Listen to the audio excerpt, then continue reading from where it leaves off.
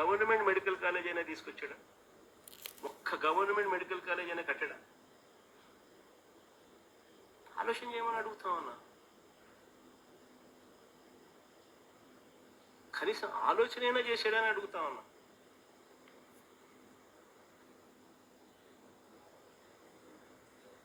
అదే మా ప్రభుత్వం. 2019లో మా ప్రభుత్వం వచ్చింది.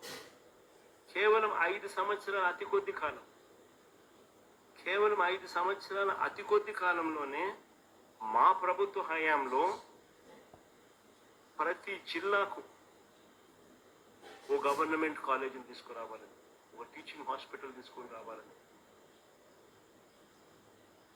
ఓ మెడికల్ కాలేజ్ను అక్కడ పెట్టాలని ప్రతి జిల్లాను విస్తరింపజేసినాం. 26 జిల్లాలు చేసినాం.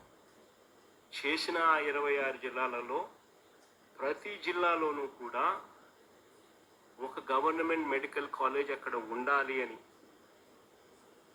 ఎప్పుడైతే గవర్నమెంట్ మెడికల్ కాలేజ్ ఎప్పుడైతే ఆ జిల్లాలో వస్తుందో అప్పుడు ఆ గవర్నమెంట్ మెడికల్ కాలేజ్తో పాటు టీచింగ్ హాస్పిటల్ కూడా అక్కడ ఉంటుంది, పార్ట్ ఆఫ్ మెడికల్ కాలేజ్ కింద.